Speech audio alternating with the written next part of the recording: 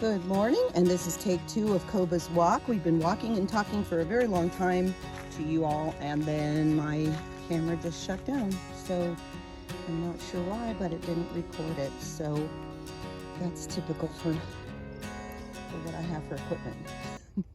And Koba has been amazing on this walk. I mean, he is just being so good. Let's go. Come on. Good boy. We're teaching him to walk out. We're keeping our leash nice and loose. We are teaching him to stay right here on my left side by my knee. His shoulder should be at my knee or thereabouts. And we're teaching him to leave things alone while we're walking. So while we're walking, we do not want distractions. We do not want him to stop and smell a leaf or look at a butterfly or chase a squirrel. That's dangerous. And so if you are a jogger and you have a puppy that is stopping every few seconds, you could trip over them or, crash real bad because you're not ready for that. I am a jogger and I do not let my dogs stop on a leash and check things out unless I release them from a command. So if I say, okay, they know that they can go and look around. But otherwise they are at a heel and that's where they stay. They're not allowed to sniff. They're not allowed to potty. They're not allowed to, stop. They have to stay with me. So in this case, we got Koba. He is learning the leave it command, and he has been learning. He knows leave it, but now we're using it for him to train him to concentrate on a walk. So he is now 14 weeks. He's had his second shot in him for 2 weeks, so he's a little more safe, and we've gone really far away from home. He is not afraid at all because he's done this a few times and he's been okay every time. So good boy, good job. So he has tried to stop and look at a few leaves, and we've used the leave it command and a little teeny pop on the leash, just like that. That's it. You don't need a lot with a poodle, especially. Some other dogs you might need a little heavier pop, but poodles don't like being scolded. No, leave it. Yes, good boy. Good job. And they love being praised. So that you need to use that to your advantage. No, let's go. It's just a truck. It's okay. It's okay. Let's go. So nothing should be too exciting. If they see something that's exciting to them, you just ignore it. Or you say, no, let's go. Just act like it's just everyday stuff. They don't need to be afraid because you're not afraid. So don't ever get too excited about anything, even if they're, up in arms and they're jerking on the leash, and you just stand still and stay firm and just hold it until they've lost, they stop losing their mind. And then, come on, let's go. There are cars up here going on the road, and he's worried about that. So I'm going to encourage him to keep coming. I'm not going to baby him and say, oh, you poor little baby. No, are you okay? Are you scared? No, we don't do that. Good boy. As soon as you do that, they just coil up into a little ball and say, yes, I should be scared, shouldn't I? We don't want that. So, so he's doing amazing. What a good boy you are. Good boy. We're encouraging him. We are happy. Walks should be fun, shouldn't they? And that's where we're at. So he is doing amazing. He's growing up quite a bit, and he's maturing a lot. He did really good for us. I've been blow drying them every morning because Rue has such an issue with the blow dryer. So if they have an issue with it, you don't stop doing it and say, oh, poor thing, they're scared to death of it. No, they get it every day until they're not afraid of it anymore. So that's what we do. You've got something on your head. Good job. Can you sit? Sit. Yes, good job. He's a slow responder. Come on, let's go. Let's go. Come on. Let's go. Oh, what a good boy. Good boy. Happy accidents. He kind of was off balance, and so he comes forward. We're going to praise him for that. So he is a slow responder, so he doesn't make decisions quickly. If he sits, it's a slow sit. If he comes, it's a slow come. It's just, and he does it, but it just takes some time and some encouragement. As he gets older, he probably won't be quite as slow responding. But as far as him being sporty and competitive, he's not competitive from what I can tell. He doesn't care if somebody else gets his ball. He just goes, okay, you take it.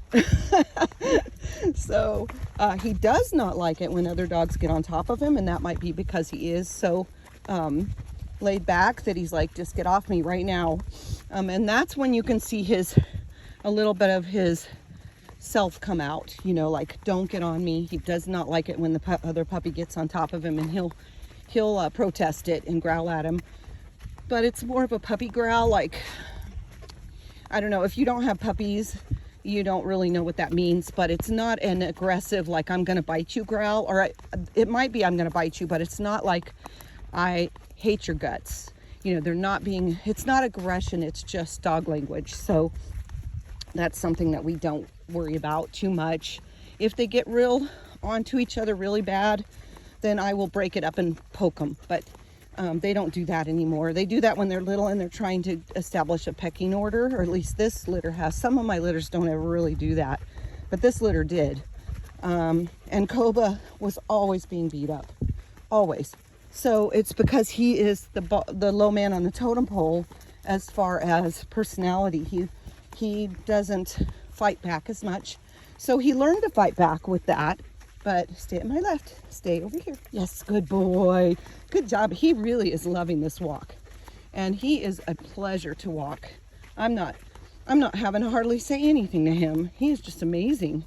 So, and look how loose the leash is. You can see my shadow. Look how loose it is. So every once in a while, I just pull him a little bit, get him in the target zone where I want him, and he will learn that that's where he should always be. If he gets a little ahead of me, I just take my wrist and chop, chop, and then he pulls back. Good boy. That's a very good boy. So he's definitely a good walker, and he's loving this. I mean, I can tell he just really loves it. Okay, there's a plane flying over. This is one of our crop dusters. So he's a little worried. Let's go. And I'm gonna pretend like it's not even happening. Let's go. Good boy. Good job. So that's what you want. You want him to forget about it because you're being confident and you don't even pay it any attention, and he needs to learn that. So anyways, this is our walk with Koba. It's probably about the fourth walk. And it's kind of hot out. It's probably about 80, I'm guessing, which I like, but I have shoes on, so he's on dirt, so the dirt is not hot. I already felt it with my feet. But you have to be mindful of that. You don't want to walk them when it's painful for them, because because it's painful. That's one good reason. But then the other reason is you don't want them to get a negative about walking. You want them to be happy about walking and that it's a fun thing, just like driving. Driving should be a fun thing. We don't only put them in the car to take them to the vet. That's not a fun thing. You know, if they like the groomer, then that can be a fun thing. But if they don't like the groomer, we don't only put them in the car for the groomer. You know what I'm saying? So we put them in the car, take them to the park. We put them in the car, take them to see, new things. We put them in the car, take them to go get a pup cup or something like that, and let them enjoy being in the car. My dogs love to go, and when they first started going in the car, it's typical for a poodle to throw up the first few times. They're nervous, they get car sick. That's normal. So most people at that time, they go, oh, I can't do that. We can't take him. He can't handle the car. No, he can't handle new stuff. So how do you combat them not being able to handle new stuff? Make it to where it's not new anymore. So you just keep taking him, and be prepared. Bring some wet wipes, a trash can, some potty pads, and just go and have fun. Take them to someplace fun where they forget their woes, and before you know it, you will have a dog that does love going in the car. Another thing I get all the time from people is My dog will not get in the car by himself.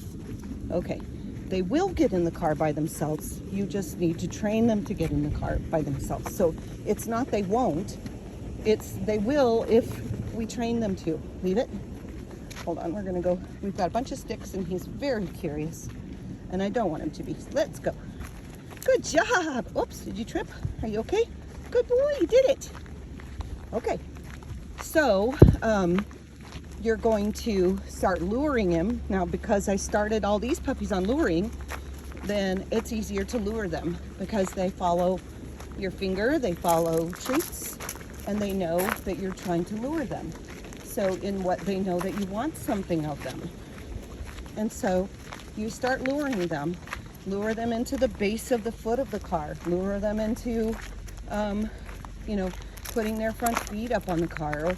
What I usually do is start them on the back seat in the floorboard. And then I will lure them into that. And then as soon as they start getting up in there on their own, then I lure them up into the back seat. And then before you know it, they're just hopping up into the back seat. Now, we have several poodles in this family, and some of them will not get in. They don't want to ride in the front. We haven't quite figured that out. They will if we make them, but they're miserable. And our goal is that they will learn to ride in the car. So we don't care if they ride in the front or back. But and it's better in the back anyways for them, healthy, and you can put a seatbelt on them and all that other stuff. So that's okay. But we do want them to ride in the car. Okay, I'm gonna stop here because we got a huge truck coming by. I'm gonna hold on to his scruff of his neck so that he doesn't get scared. And he might see that as a scary thing, but I just want to guard him from the truck and not let him run away like he's going to. See, he's gonna start coming around. Thank you. So that's a big truck. Good job! And as soon as it passes, and he's been really good, we're gonna praise him like just crazy praise. Yes, what a good boy. Oh, he doesn't want to go with it. So, and then we just walk out. So, I have taught my dogs, because if they get loose, I don't want them to go near cars. I want them to stop and stay still whenever there's a car around. So when I'm walking my regular walk, if I'm not jogging, I will stop when a car comes by and we will just sit and look at them and wait till it goes by and then we go again. That's if we're training. If we're jogging, then I try to just keep them as far off the road as possible. They always still jog on my left side, regardless of where traffic is. And I try to jog where there's not very much traffic.